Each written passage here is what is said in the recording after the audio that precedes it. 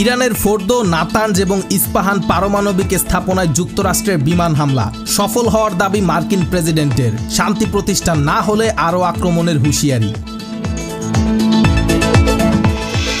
মধ্যপ্রাচ্যে অবস্থিত প্রত্যেক মার্কিনই এখন ইরানের টার্গেটে। যুক্তরাষ্ট্রের হামলার প্রতিক্রিয়ায় ইরানের রাষ্ট্রীয় টেলিভিশনে আসলো এমন ঘোষণা। শুধু সেনা সদস্য নয়, বেসামরিক মার্কিনীদেরও বানানো হবে হামলার লক্ষ্যবস্তু। এবং পারমাণবিক স্থাপনার তেজস্ক্রিয় পদার্থ আগেই সরিয়ে নেওয়ার দাবি তেহরানের। হামলা চালানোয় ডোনাল্ড ট্রাম্পকে নেতানিয়াহুর ধন্যবাদ। শঙ্কায় হলো সত্যি। ইরানের 3টি পারমাণবিক কেন্দ্র লক্ষ্য করে হামলা চালিয়েছে যুক্তরাষ্ট্র। হোয়াইট হাউসে জাতির উদ্দেশ্যে দেওয়া ভাষণে মার্কিন প্রেসিডেন্ট জানান, ইরানের ফোর্দো, নাতানজ ও ইস্পাহান পারমাণবিক স্থাপনায় সফল হামলা চালিয়েছে যুক্তরাষ্ট্র। দ্রুত শান্তি প্রতিষ্ঠা না হলে ইরানে আরও হামলার হুঁশিয়ারি দিয়েছেন তিনি। এদিকে পরমাণু কেন্দ্রে হামলা চালানোয় ট্রাম্পকে ধন্যবাদ জানিয়েছেন ইসরায়েলি প্রধানমন্ত্রী বিনিয়ামিন নেতানিয়াহু। ইরান বলছে, হামলার আগেই পরমাণু কেন্দ্র থেকে তেজস্ক্রিয় পদার্থ সরিয়ে নেওয়া হয়েছিল। স্থানীয় সময় শনিবার ইসরায়েলের হয়ে ইরানে হামলা চালায় যুক্তরাষ্ট্র। এ বিষয়ে সামাজিক যোগাযোগ মাধ্যম ট্রুথ সোশ্যালের এক পোস্টে মার্কিন প্রেসিডেন্ট ডোনাল্ড ট্রাম্প বলেন, ইরানের ফোর্দো, নাতানজ ও ইস্পাহান পারমাণবিক স্থাপনায় সফল হামলা চালিয়েছে যুক্তরাষ্ট্র। মাটির গভীরে থাকা ফোর্দো পরমাণু কেন্দ্রে ভারী বোমা ফেলেছে মার্কিন বাহিনী। তিনি আরও বলেন, পরমাণু কেন্দ্রটি নিশ্চিহ্ন হয়ে গেছে। সব বিমান এখন ইরানের আকাশসীমার বাইরেও বলেও দাবি করেন তিনি। এ ঘটনার পর হোয়াইট হাউসে জাতির উদ্দেশ্যে ভাষণ দেন মার্কিন প্রেসিডেন্ট। বলেন, ইরানে চালানো হামলা অসাধারণ এক সামরিক সাফল্য। ইরানকে এখনই শান্তি স্থাপন করতে হবে। যদি দেশটি সেটা না করে তাহলে ভবিষ্যতে আরো বড় হামলা হবে। আমাদের উদ্দেশ্য ছিল ইরানের পারমাণবিক সমৃদ্ধকরণ ক্ষমতা ধ্বংস করা এবং বিশ্বের 1 নম্বর সন্ত্রাসবাদ দেশ ইরানের পারমাণবিক হুমকি বন্ধ করা। মধ্যপ্রাচ্যের দাপট দেখানো ইরান এখন শান্তির পথ বেছে নিতে বাধ্য। 3টি পরমাণু কেন্দ্রে হামলার সত্যতা নিশ্চিত করেছে ইরানও। তবে যুক্তরাষ্ট্রের হামলার আগেই 3টি পরমাণু কেন্দ্রের পারমাণবিক উপকরণ সরিয়ে নেওয়া হয় বলে জানিয়ে বড় ধরনের ক্ষয়ক্ষতি হয়নি বলেও দাবি করেছে তেহরান। যুক্তরাষ্ট্রের হামলার পর প্রেসিডেন্ট ট্রাম্পকে ধন্যবাদ জানিয়েছেন ইসরায়েলি প্রধানমন্ত্রী বিনিয়ামিন নেতানিয়াহু। বলেন, প্রেসিডেন্ট ট্রাম্প বিশ্বের সবচেয়ে বিপজ্জনক শাসক গোষ্ঠীর হাত থেকে অস্ত্র ছিনিয়ে নেওয়ার উদ্যোগ নিয়েছেন। ইতিহাস আপনাকে মনে রাখবে। ট্রাম্পের নেতৃত্বে আজ এমন এক মোড় তৈরি হয়েছে যা মধ্যপ্রাচ্য সহ গোটা বিশ্বের জন্য শান্তি ও সমৃদ্ধির পথ খুলে দিতে পারে। প্রেসিডেন্ট ট্রাম্প ও আমি প্রায় বলি, শক্তির মাধ্যমে শান্তি আসে। যুক্তরাষ্ট্র আজ তাই করে দেখালো। যুক্তরাষ্ট্রের এই সিদ্ধান্তকে সাহসী পদক্ষেপ আখ্যা দিয়েছেন ইসরায়েলের সাবেক প্রতিরক্ষা মন্ত্রী ইয়োভ গ্ল্যান্ট। পারমাণবিক স্থাপনায় হামলার পর ইসরায়েলে উচ্চ সতর্কতা জারি করা হয়েছে। সব স্কুল বন্ধের পাশাপাশি গণজামায়াত নিষিদ্ধ করা হয়েছে। অতি প্রয়োজনীয় কাজ ছাড়া সাধারণ মানুষকে বাইরে বের না হতেও নির্দেশনা দিয়েছে আইডিএফ। এদিকে ইরানে হামলার আগে কংগ্রেসের অনুমোদন নেননি ট্রাম্প। এক প্রতিবেদনে এ তথ্য জানায় কাতার ভিত্তিক সংবাদ মাধ্যম আল জাজিরা। প্রতিবেদনে বলা হয়, সিনেট ও প্রতিনিধি পরিষদের আইন প্রণেতারা এমন একটি বিল উত্থাপন করেছিলেন যা ট্রাম্পকে ইরানের পারমাণবিক স্থাপনায় হামলার আগে কংগ্রেসের অনুমতি নিতে বাধ্য করত। কিন্তু ট্রাম্প সেই ভোট হওয়ার আগেই হামলা চালান। বিশেষজ্ঞরা বলছেন, কংগ্রেসের অনুমোদন না নেয়ায় যুক্তরাষ্ট্রের অভ্যন্তরীণ রাজনীতিতে বড় ঝড় উঠতে পারে। পাশাপাশি এই সংঘাত আরও বিস্তৃত যুদ্ধের রূপ দিতে পারে বলেও আশঙ্কা করছেন তারা। ইরান ইসরায়েল সংঘাত নতুন মাত্রায় পৌঁছেছে। একদিকে ইরান তেল আবিব ও হাইফায় অন্তত 14টি সামরিক স্থাপনায় হামলা চালিয়েছে আইআরজিসি। অন্যদিকে ইসরায়েলও পাল্টা অভিযানে ইরানের যুদ্ধবিমান ধ্বংসের পাশাপাশি পারমাণবিক স্থাপনায় একাধিক হামলা চালিয়েছে। এদিন তাদের হামলায় আরও 2 শীর্ষ কমান্ডার প্রাণ হারিয়েছেন বলে দাবি করেছে ইরান। টানা 10ম দিনের মতো চলছে ইরান ইসরায়েল সংঘাত। রোববার ভোররাতে অপারেশন ট্রু প্রমিসের 19তম ঢেউয়ে ইসরায়েলের উত্তর থেকে দক্ষিণ অঞ্চলে আরেক দফা আত্মঘাতী ড্রোন হামলা চালানো হয়। আইআরজিসি হুঁশিয়ারি দিয়েছে, এই অভিযান ধারাবাহিকভাবে চলবে। ইরানের বিপ্লবী গার্ড বাহিনীর দাবি, এর আগে তাদের 18তম ক্ষেপণাস্ত্র ও ড্রোন হামলা ছিল এখন পর্যন্ত ইসরায়েলের বিরুদ্ধে সবচেয়ে সফল অভিযানগুলোর একটি। তারা আরও দাবি করে, দীর্ঘ পাল্লার কাদর এফ ক্ষেপণাস্ত্রে হাইফার সেন্টার অফ এআই রিসার্চ সহ অন্তত 14টি সামরিক স্থাপনায় আঘাত হানা হয়। পাল্টা অভিযানে ইরানের মধ্যাঞ্চলে গোপন মিশনে প্রস্তুত 3টি F-14 যুদ্ধবিমান গুড়িয়ে দেওয়ার দাবি করেছে ইসরায়েল। একই সঙ্গে ইস্পাহানের পারমাণবিক স্থাপনাতেও নতুন করে হামলা চালানো হয়েছে বলে নিশ্চিত করেছে আন্তর্জাতিক পরমাণু সংস্থা IAEA। IAEA এর প্রধান রাফায়েল গ্রোসি জানিয়েছেন, ইস্পাহানের কমপ্লেক্সে এখন পর্যন্ত 10টি ভবন হামলার শিকার হয়েছে, যাদের মধ্যে রয়েছে ইউরেনিয়াম রূপান্তর কেন্দ্র, রিঅ্যাক্টর ফুয়েল প্রস্তুত কারখানা ও মেটাল প্রসেসিং প্ল্যান্ট। ইসরায়েলি সেনাবাহিনী দাবি করেন, ইরানের কুদস ফোর্সের ফিলিস্তিন কর্পসের প্রধান সাইদ ইজাদি গাজায় নিহত হয়েছেন, যিনি হামাসের সঙ্গে অর্থ ও অস্ত্র যোগান দেওয়ার মূল সমন্বয়ক ছিলেন। এছাড়া আরও একজন কমান্ডার বেনহাম শারিয়ারিকে হত্যার দাবি করেছে IDF। এদিকে ইয়েমেনের হাউথি বিদ্রোহীরাও হুঁশিয়ারি দিয়ে বলেছে, তারা লোহিত সাগরে মার্কিন জাহাজগুলোকে লক্ষ্য করে হামলা চালাবে। ফরাসি প্রেসিডেন্ট ইমানুয়েল ম্যাক্রোর সঙ্গে ফোন আলাপে ইরানের শান্তিপূর্ণ পারমাণবিক কার্যক্রম ঘিরে আস্থা গড়ে তুলতে সংলাপ ও সহযোগিতায় তেহরান প্রস্তুত বলে জানান ইরানি প্রেসিডেন্ট মাসুদ পেজিশকিয়ান। তবে ইউরেনিয়াম সমৃদ্ধকরণ কর্মসূচি বন্ধের কোনো দাবি গ্রহণযোগ্য নয় বলে সাফ জানিয়ে দিয়েছেন তিনি। ইসরায়েলের গুপ্ত হত্যার শঙ্কায় বাংকারে আশ্রয় নিয়ে নিজের উত্তরসূরি পর্যন্ত মনোনীত করেছেন দেশটির সর্বোচ্চ নেতা আয়াতুল্লাহ আলী খামেনি। সামরিক কমান্ডের প্রতিটি স্তরে স্থলাভিষিক্ত নির্ধারণ করে রেখেছেন তিনি, যাতে করে হামলায় কেউ নিহত হলেও রাষ্ট্র ব্যবস্থা থেমে না যায়। খামেনির এই সিদ্ধান্তকে ইরানের রাষ্ট্রীয় ধারাবাহিকতা রক্ষায় যুগান্তকারী সিদ্ধান্ত হিসেবে উল্লেখ করেছেন বিশ্লেষকরা।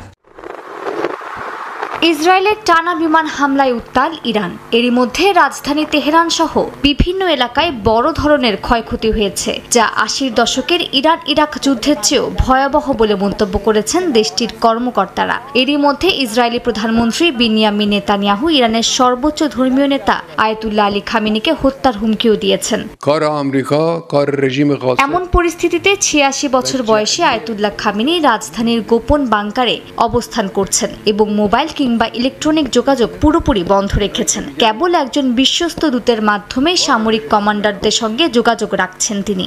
ইরানি কর্মকর্তাদের দাবি, সর্বোচ্চ নেতার নির্দেশে সামরিক ও গোয়েন্দা বাহিনীতে সম্ভাব্য হতাহতের ক্ষেত্রে অবিলম্বে স্থলাভিষিক্ত করার ব্যবস্থা রাখা হয়েছে।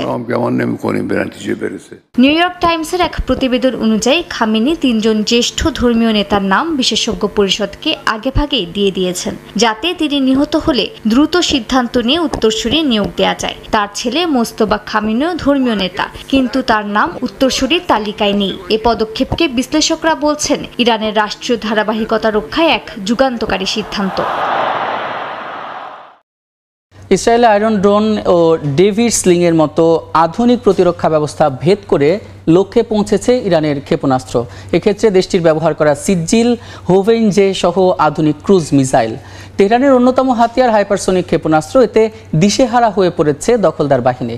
দুই দেশের এই যুদ্ধে কি কি অস্ত্র ব্যবহার করা হচ্ছে তা নিয়ে আলোচনা চলছে আন্তর্জাতিক মহলে। পাল্টাপাল্টি সংঘাতে উত্তপ্ত ইরান ইসরায়েল। যুদ্ধক্ষেত্রে শক্তিমত্তার জানান দিতে পিছপা হচ্ছে না কেউই। অথচ সংঘাত শুরুর পর অনেকেই তাচ্ছিল্য করেছিল ইরানকে, প্রশ্ন তুলেছিল তাদের সক্ষমতা নিয়ে। কিন্তু সপ্তাহ পেরোতেই দৃশ্যপটই পাল্টে দিয়েছে আয়াতুল্লাহ খামেনির ইরান। দেশটির এমন সাফল্যে কি কি অস্ত্র ব্যবহার হচ্ছে এবং ইসরায়েলি আকাশ প্রতিরক্ষা ব্যবস্থা আয়রন ডোমকে ভেদ করে কিভাবে তাদের লক্ষ্যে আঘাত হানছে, এ নিয়ে চুলচেরা বিশ্লেষণ চলছে আন্তর্জাতিক মহলে। মার্কিন গোয়েন্দা সংস্থার মতে ইরান মধ্যপ্রাচ্যের সবচেয়ে বড় ও বৈচিত্র্যময় ব্যালিস্টিক ক্ষেপণাস্ত্রের ভান্ডার গড়ে তুলেছে। ইসরায়েলের সঙ্গে চলমান সংঘাত শুরুর আগে ইরানের কাছে ব্যালিস্টিক ক্ষেপণাস্ত্রের সংখ্যা ছিল প্রায় 3000। এর মধ্যে রয়েছে স্বল্প, মধ্য ও দূরপাল্লার ক্ষেপণাস্ত্র। এছাড়া হাইপারসনিক প্রযুক্তির ক্ষেপণাস্ত্র রয়েছে বলেও জানায় তারা। ইসরায়েলের হামলার পর দেশটিতে অপারেশন ট্রু প্রমিস 3-তে প্রথমবারের মতো দূরপাল্লার অত্যাধুনিক সিজিল ক্ষেপণাস্ত্র নিক্ষেপের দাবি করে ইরান। সিজিল ক্ষেপণাস্ত্রের অন্যতম বৈশিষ্ট্য হলো এর কঠিন জ্বালানি ব্যবহার। এই প্রযুক্তির কারণে এটিকে খুব অল্প সময়ের মধ্যে উৎক্ষেপণ করা সম্ভব হয়, ফলে যুদ্ধ পরিস্থিতিতে এটি তাৎক্ষণিক প্রতিক্রিয়ায় সক্ষম। ইরানের কর্মকর্তারা জানান, সিজিল ক্ষেপণাস্ত্রের পাল্লা প্রায় 2000 থেকে 2500 কিলোমিটার, যা ইসরায়েল, উপসাগরীয় দেশ, এমনকি ইউরোপের কিছু অংশে পর্যন্ত পৌঁছাতে সক্ষম। এছাড়া ইরানের অস্ত্রভান্ডারে রয়েছে হোভেইজে সহ বিভিন্ন ধরনের ক্রুজ ক্ষেপণাস্ত্র। ইসরায়েলের বিরুদ্ধে চলমান হামলায় এ ধরনের ক্ষেপণাস্ত্র ব্যবহার করেছে দেশটি। আল জাজিরার বিশ্লেষক গ্যাটোপুলোস বলেন, ইরানের হাতে এখন হাইপারসনিক ক্ষেপণাস্ত্র রয়েছে, যা ক্রমাগত উন্নত ও পরিণত ব্যালিস্টিক ক্ষেপণাস্ত্র প্রতিরক্ষা ব্যবস্থারই প্রত্যক্ষ ফলাফল। হাইপারসনিক ক্ষেপণাস্ত্রগুলো র্যাডারে ধরা পড়লেও প্রতিহত করা কঠিন বলেও জানান তিনি। কিছু হাইপারসনিক ক্ষেপণাস্ত্রের সঙ্গে হাইপারসনিক গ্লাইড ভেহিকেল HGV সংযুক্ত থাকে। এটি একটি যুদ্ধাস্ত্র যা শব্দের চেয়ে 5 গুণ দ্রুত গতিতে উড়তে ও দিক পরিবর্তন করতে সক্ষম।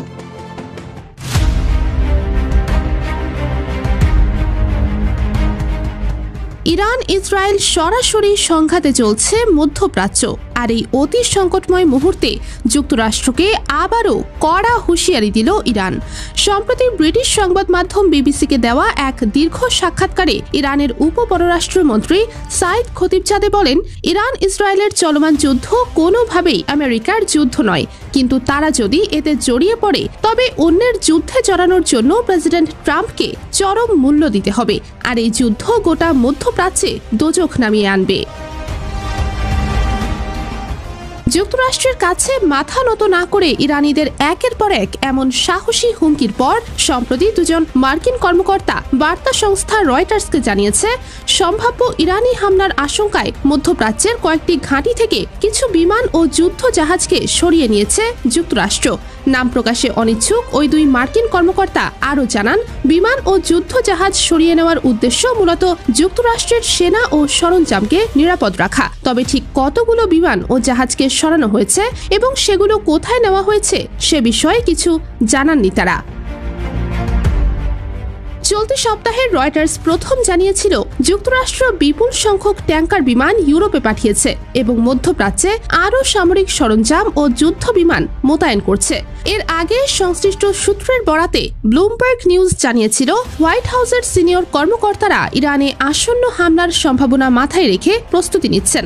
তবে এই পরিকল্পনা এখনও প্রাথমিক পর্যায়ে রয়েছে এবং পরিস্থিতির পরিবর্তন হতে পারে বলেও উল্লেখ করা হয়েছে প্রতিবেদনটিতে। এদিকে কাতারের মার্কিন দূতাবাস এক সতর্কবার্তা জারি করেছে। দেশটির মার্কিন দূতাবাসের কর্মীদের সাময়িকভাবে কাতারের আল উদাইদ বিমান ঘাঁটিতে প্রবেশ সীমিত রাখতে বলা হয়েছে, যেটি হল মধ্যপ্রাচ্যে অবস্থিত যুক্তরাষ্ট্রের সবচেয়ে বড় সামরিক স্থাপনা। মার্কিন একজন কর্মকর্তা জানান, আল উদাইদ ঘাঁটির যেসব বিমান শক্তিশালী সুরক্ষার আওতায় ছিল না সেগুলোকেও সরিয়ে নেওয়া হয়েছে। এছাড়াও বাহরাইন বন্দরের জাহাজগুলোকেও সেখান থেকে সরিয়ে নেওয়া হয়েছে। এদিকে ইরানের বিরুদ্ধে সামরিক পদক্ষেপ থেকে সরে আসতে যুক্তরাষ্ট্রের প্রতি আহ্বান জানিয়েছেন দেশটির ঘনিষ্ঠ মিত্র যুক্তরাজ্য। যুক্তরাজ্যের প্রধানমন্ত্রী কিয়ার স্টারমার বলেছেন, ইরানের বিরুদ্ধে সামরিক পদক্ষেপে সংঘাত বৃদ্ধির বড় ঝুঁকি রয়েছে, তাই তিনি সব পক্ষকেই কূটনৈতিক সমাধান খোঁজার আহ্বান জানিয়েছেন। এর আগে রাশিয়া এবং চীনও যুক্তরাষ্ট্রকে সরাসরি ইরানের বিরুদ্ধে যুদ্ধে না জড়াতে সতর্ক করেছেন। ফ্রান্সের প্রেসিডেন্ট ইমানুয়েল মাখো আলোচনার মাধ্যমে সংকটের সমাধান খোঁজার আহ্বান জানিয়েছেন। তাই নতুন করে যুক্তরাজ্যের প্রধানমন্ত্রী স্টারমারের এই আহ্বান ট্রাম্পের উপর চাপ বাড়াবে বলে মত বিশ্লেষকদের।